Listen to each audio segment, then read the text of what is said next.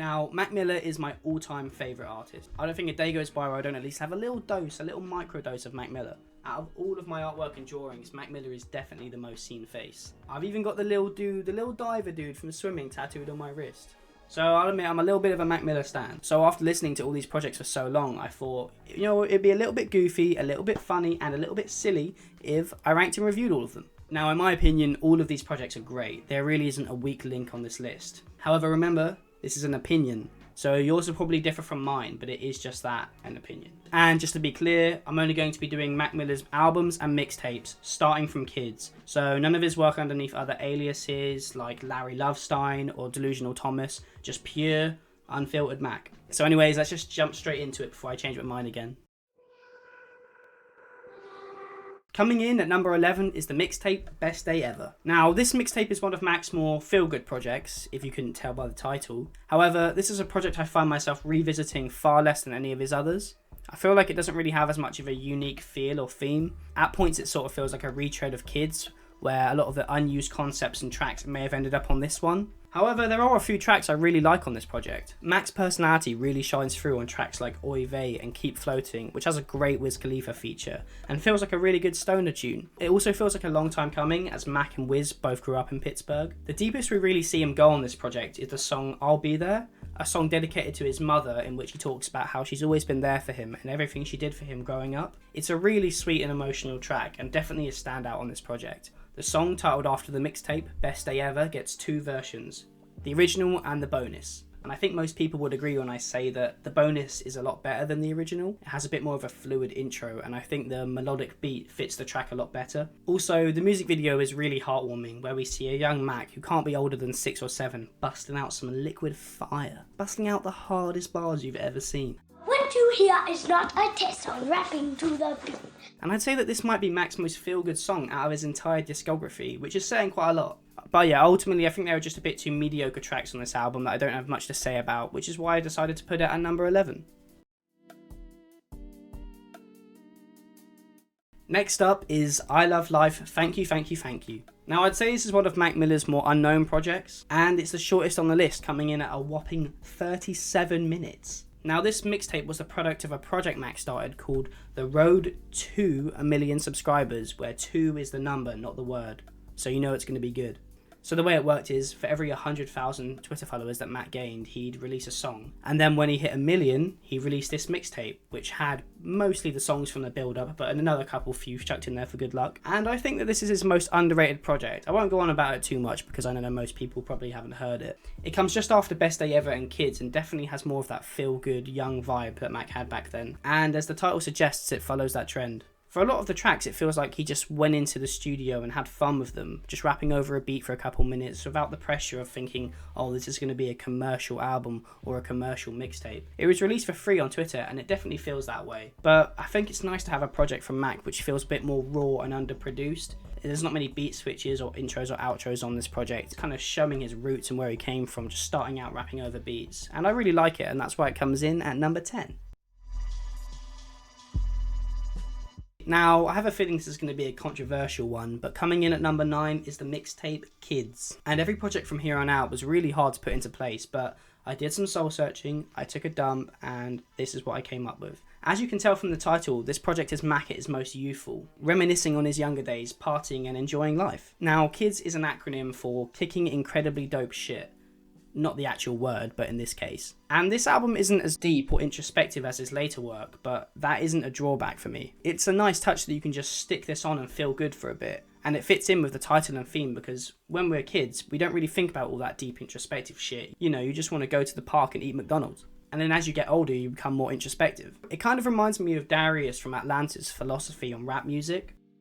But don't you find it insufficient as an art form? No, I think, every now and again, people just want to have a good time. Logic has actually said that the song Kool-Aid and Frozen Pizza is what inspired him to make his debut mixtape, which is pretty cool. Definitely with Mac and anybody else, I'll always show love. I will never not. The only drawback I can think of is that sometimes a lot of the songs you can't really tell the difference between. Overall, there's a lot in this project that people will be able to relate to and enjoy, about being young and getting into trouble with their friends. But unfortunately, there's 8 projects which I prefer more. Next up is Mac Miller's debut album, Blue Slide Park, which reached #1 on the charts. The project is named after a park in Pittsburgh where Mac grew up, and this album definitely feels like a love letter to Pittsburgh. This is my favorite time dropping album ever because it's the most Pittsburgh centralized it's ever been. So we're like, we're doing everything for the city. Right out the gate, I love the intro on this album. I feel like it sets it up perfectly. Mac talks about the blue slide in Blue Slide Park and how people keep trying to want to paint it and change it, but it just remains the same. And it's a place that he can always rely on and come back to. And whilst this is happening, you can hear children playing in the background, and it really makes you feel like you're there in the park. I feel like Mac's always been really clever with his sampling and making organic sounds fit into the music really well. And even though this is a rap album, there's quite a lot of singing on this project, which we wouldn't really see over the next couple releases. Whilst there are a few hints of relationship-focused songs on this project, I'd say the majority of the tracks are party anthems that you can see being thrown on in the 2000s, where Brent's gonna chug a beer. I feel like my personal favourite on this album's got to be Miss Calls, because we've seen so many breakup songs over the years, and it's always the same thing. Oh, I hate you, you'll be screwed without me, oh, I miss you, I need you back, and it's just always a bit toxic. But Miss Calls is an honest look at a relationship that just isn't working, and instead of saying fuck you to each other, they decide to go their separate ways as they both know they'll be okay. And it's really refreshing, and I like how it shows it from both perspectives, the first verse being from Mac's perspective, and the second Mac rapping from her perspective, showing that this relationship isn't just one-sided. The only thing I'd say about this album is that focus on making party-based hits doesn't always pay off, and sometimes it falls into that sort of traditional braggy rapper type style, which isn't necessarily a bad thing. It's just we've seen it so many times before. And there's nothing wrong with bragging, I mean, he is a rapper. It's just I think he does it in a bit more of an experimental and interesting way later on in his projects. Overall though, this project is emotional, feel good, and a great debut album. Watching Movies with the Sound Turned Off is Mac Miller's second studio album and comes in at #8 on my list. No it doesn't actually, it comes in at #7, but apparently counting down from #11 is a bit too much brain power for this old boy, so let's get back to it. Now when I was making this list, I don't know why, but I had it in my head that this was a mixtape. I think it's because it sounds a lot more like one than an album, because it's so experimental. This album got its name as Mac liked to record music while he'd have movies playing in the background with the sound turned off, hence watching movies with the sound turned off. When I first listened to this project, I think it was one of my less favourite albums from him, but over time I've learned to really appreciate it and it's really grown on me. It feels like Mac really tapped into those dark thoughts that we all have and just laid them into this project in a really unique way. I'd say this is one of his less melodic projects and one of his darkest after Faces. The contrast from his previous album to this one couldn't be greater, going from a feel-good party tone to dark and hopeless in this. Mac talks about losing friends and losing your way in tracks like The Star Room and Remember, with the latter being dedicated to Mac's late friend Rem, and it's a very dark but touching track. Went to my homie's funeral, right? That shit just kind of gave me a really different perspective on everything just because who he was. And first thing I did when I get home was made that song because I just had, like, that's why I love that song, because it is that emotion. It's not in retrospect. I didn't wait 2 months. It's fairly interesting to hear how Mac's father might perceive him due to his fairly public drug-fueled lifestyle and his newly found fame, seen on the track The Star Room, which is my personal favourite. I feel like the beats and melodies are a lot more unique in this project than Blue Slide Park, and he sounds a lot more comfortable on this project, which is why I put it higher on the list. This is the first album where Mac would fully produce most of the tracks, and I think he did an amazing job. I can see how someone jumping from Blue Slide Park to this might be a little bit disappointed if they're looking for more of the feel-good party anthems and tracks that Mac was more known for at the time. But I see this project as one of his most experimental, and that's what I love most about it. I don't think we would have gotten Macadelic or Faces if this project hadn't laid the groundwork for them, but despite that, it stands very strong on its own, and that's why it comes in at #7. Coming in next is Circles. Now, Circles is an interesting one. It's the first and only project on this list to be fully released for the first time after Mac had passed. I remember about a year had passed since the release of Swimming and Mac's death. When his family put up this Instagram post, it was short to the point and basically said, Swimming was actually part 1 of a 2-part album Mac was working on titled Swimming in Circles. The latter part, Circles, will be released in 1 week on all platforms.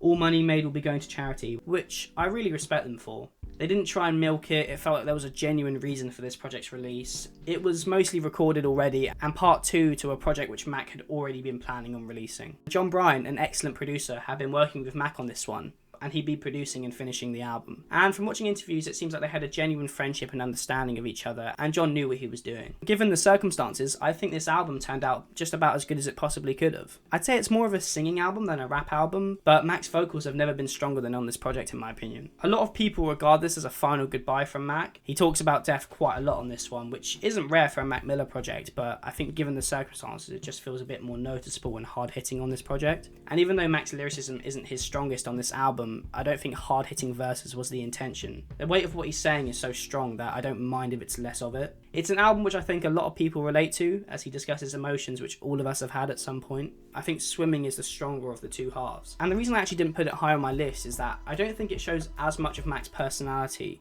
which isn't necessarily a good or a bad thing, it depends what you want from a project. The instrumentals are very melodic and fairly simple. There's a very soft and comforting feel to this album. There is the question of, given more time to work on this album and had Mac released it himself if he was alive, would it have turned out differently?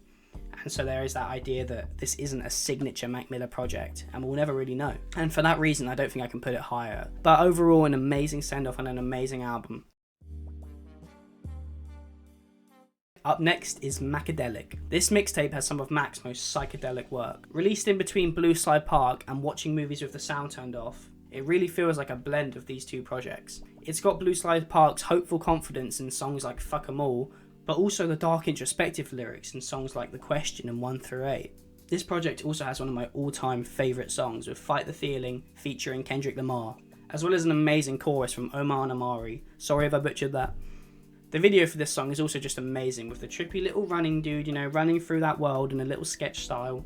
Fun fact, I actually tattooed myself during lockdown when I was having a little bit of a quarter-life crisis, and the first thing I did was this little running guy. I might do a whole video on my self-tattoos because they are awful. And as you can tell, it went amazing. And now this little running guy is on my leg forever. But I can't even be pissed because it's the running guy. Also, the last 40 seconds of this song have fucked me up on so many occasions. There I am, singing along in the shower, and then Kendrick's verse ends, and then about a minute of straight up sex noises just starts playing. There I am trying to grab my phone so I can turn it down or turn it off, but oh no, my hands are slippy, oh fuck, it's getting louder. Now it's blasting out the speaker at full volume. So with this song, it's just always a fun time. Now, Mac has said with this project that he wanted to stop thinking about the music he should make and start thinking about what he wanted to say, and that really shows. Now, while I've said that Blue Slide Park is the sort of album you'd stick on at a party, this project feels a lot more introspective, with little mention to Pittsburgh or Mac's roots at all. And there's a lot more chilled, slow songs like in Clarity. I think my least favourite song on this project is Lucky Ass Bitch with Juicy J. It just doesn't really fit the rest of the album with the introspective psychedelic theme.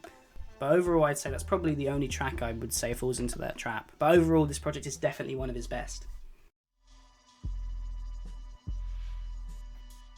The Divine Feminine. We did it, ladies and gentlemen. The album dedicated to the women. Also, quick side note, I'm editing this video right now, and I just think it's funny the way they write The Divine Feminine. And damn, is this album funky and jazzy. Too jazzy? They are a little too jazzy, yes. And one of his most unique projects. This album almost feels like a ballad. It's only 10 tracks coming in short but sweet. There's no filler, and I can't think of a single track which stands out as weaker than the rest. I think it might be his most consistent. Mac tells the story on this album of the ups and downs of relationships and what we can learn from them and how they shape us. He never says the name, but it's implied that this record is dedicated to his ex-girlfriend, this little singer, you might have heard of her. Because they were together at the time, it's more focused on the ups of a relationship, because I guess it'd be a little bit weird if he just started airing out their dirty laundry on the album. Mac originally intended this project to be an EP, but changed it to an album to allow himself to be more vulnerable. And that vulnerability really shines through when he's talking about giving everything to this woman. And discussing feelings that you're not quite enough, which I think a lot of people can relate to. Although I will say there is a bit too much sex talk on this album, which is supposed to be about honouring women. But then again, it is about relationships, and with relationships you get the hanky-panky. And so it doesn't tend to come across as ingenuine. I just think there are a few moments when I thought, I guess I didn't really need that mental image, but the beat's slapping and he sounds good. And it's an open and honest album, and that's definitely what we got. The instrumentals on this album are definitely a highlight. The saxophone from Stay and the horns from the Juilliard Academy on Dang just grab you right away. It's just so good. And if you stick this album on, you can just get lost in it. I think this album flows from track to track better than almost any of his others. And Mac just sounds so comfortable and in his element on these tracks. I just really like this album. and that's why it comes in at number 4. Up next is Swimming. I went back so many times between this and number 2 that they may as well be on the same level. And for a long time, this album was actually my favourite Mac Miller project. Swimming was Mac Miller's final release before he passed. It's quite disturbing to watch the self-care video where he busts out of a coffin only to pass a week later. The story told through Swimming is of Mac trying to gain self-love and learning to appreciate everything he's done, gaining some self-confidence, whilst battling his ego which inevitably comes with being a world-famous artist. There's songs like 2009 which are so heartwarming and hopeful, with a simple click and piano beat, whilst Mac reflects on how far he's come since he started back in 2009. And this album is Mac's first project to have no credited features at all. However, there are vocals from other notable artists like Jid, Thundercat and Snoop Dogg, and because there are no features, it does feel really personal. I feel like this is the first album on this list so far to feel like he truly has nothing to prove. Even though it's got the singing and vocal performances seen in circles, I'd still call this a rap album, with the singing often being woven into the tracks in the hooks and bridges rather than having a whole song dedicated to it, which I quite like. I quite like the mix of the two, and there are loads of beat switches in this album, making it feel like more than 13 tracks. It feels like each song has a beginning and an ending while still blending together really well. Despite the album focusing on self-healing, the final track really fits in with the Swimming in Circles theme, as Mac raps about people leaving him and the inevitability that he's going to go back to his old ways. And the beat switch in this song, Mac describes himself as a journey into heaven, and I think it really captures that quite well. And it gives the album a tragic but perfect ending, I think. Good AM is good AM. Actually, it's amazing AM. This is Mac's first project after leaving Rostrum Records and signing on to Warner Bros. Records, and that budget increase you can really tell. He squeezes it for every penny it's got. This project feels a lot more grand than a lot of the projects that have come before it, and that confidence really shines through. If Kids and Blue Slide Park are about growing up and never changing in Pittsburgh, then I'd say that this one feels a lot more like an exploration of the ups and downs of being a world famous artist living in LA and everything that comes with that lifestyle. Mac's lyricism on this project is amazing, with the wordplay on 100 Grandkids probably being his best. This album is full of energy with tracks like Rush Hour, Break the Law. Tyler the Creator actually produced the beat for the opening track on this album, and it does a really great job of setting up the theme of letting down your loved ones due to drug abuse and fame and not having time for them. I would say this album is more personal than relatable due to its focus on the rapper's lifestyle, and by that I feel like I have to explain the difference that I mean when I say personal and relatable. Now in my opinion, personal can be showing the perspective from the wackiest individual. This sounds so fucking weird, but bear with me here. So, say an alien came down to Earth and he just drops the most fire mixtape about his life on Mars, eating space goo and shit. Just the most thug gangster album you've ever heard. And that project could still be very personal, but it couldn't be relatable because we have no idea what his life is like. There's a bit of a disconnect. It doesn't make it any better or worse being one or the other, it's just the way it is. But I for one just find it really interesting when these artists talk about their unusual lifestyles and the effect it has on them. And so this album is exactly what I'm looking for. The storytelling and beat switch on Perfect Circle Good Speed is phenomenal, where Mac discusses what his parents and loved ones are going to think when his friends call them and tell them that he's dead. With the first half being this confident, I'm this shit, I'm invincible type song and type beat, with the second half being a lot more open and honest. And this song is a great reflection of the rest of the album's subject matter of drug abuse and the effect that it can have on you. Overall, this project just has so many classic songs, and that's why it comes in at number 2. However, there is one album, one project that is so good, it just had to be at the top. Drum roll please. It's Faces. Come on, you know it was going to be Faces. It's got to be Faces. I remember seeing a tweet from Mac where he says, I was not on this planet when I made Faces, and boy does that show.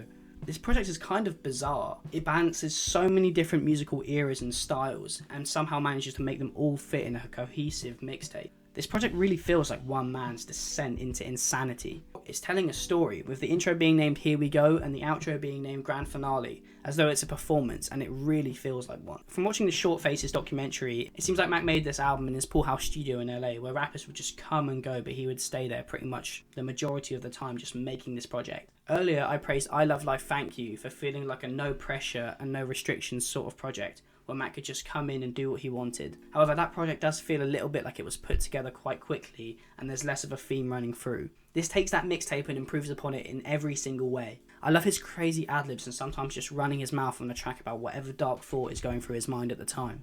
in a way where what he's saying is so unique and crazy that I just can't see any other rapper approaching this project in this way. Like, just listen to this lyric from Angel Dust. Found at 20 laying by the sewer rats. You know little Stuart hasn't been in any movies lately. He spent his paychecks on cocaine and latex. His agent's working hard to try and book him a commercial. What? And despite being his darkest album, there is comedy too, often dark comedy, but still it's there. Mac's honesty on this mixtape about struggling with drug addiction is so heartbreaking to hear, knowing his eventual fate. Hearing Mac talk about his eventual overdose isn't unique to this project, but it has never felt more in the foreground. There's 26 songs on this project and it never once feels like it's dragging. Every feature fits the track perfectly and Mac isn't scared to take risks on this project. I mean, Schoolboy Q's feature chorus on Friends is just him saying, Miller Mac, Mac, Miller Mac, Mac, Miller Mac, and yet it's so catchy, it works so well. And the beats on this album are incredible. All 26 managed to have their own distinctive feel while still having that little underlying psychedelic dark tone. I see this project as a culmination of everything that works in his other projects brought into one. It's got the lyrical dark raps off of watching movies. It's got the vocal performances seen on Swimming in Circles, and the trippy psychedelic elements from MACADELIC, as long as a lot of the jazz and soul elements seen in the Divine Feminine. And just when I thought this project couldn't get any better, it was re-released with an amazing bonus track titled Yeah, which has since become one of my favourites. And this re-release provides amazing visuals for every single track if you want to check it out on YouTube. However, this re-release isn't perfect, due to this project being a mixtape and quite a long one at that. Upon its release, it was never officially put onto Spotify, due to a lot of the songs having copyrighted material in them, which would be very difficult to obtain for all 26. And if you listen to the Spotify version and the YouTube version, there are some minor differences in tracks which make them not blend together as well, and certain songs have tiny parts missing which are small but they're still there. Ultimately though, given the circumstances, they did a great job releasing this, and again, all the money went to charity, and I'm going to put a link to the Mac Miller charity in the descriptions below and in the comments if you want to go donate, go check it out. But yeah, that's my ranking, I'll put them all up here. Maybe leave a comment, tell me your ranking and why. I find all this quite interesting. You know, music's subjective, so I'm guessing that yours will be different from mine. And if you've got the free time, maybe go down to that little button, press it, subscribe, you know you want it. Thank you so much for watching till this part in the video. It's only my third one, so if it's a little bit clunky, then I'm sorry. I probably won't be doing a lot of music content unless it's something I'm really interested in, like Mac Miller or K.I.D. It's going to be a bit more comedy based or anything I'm interested in at the time, like movies or TV shows. So if you want to be the lucky 13th subscriber, then yeah, I appreciate it. Bye.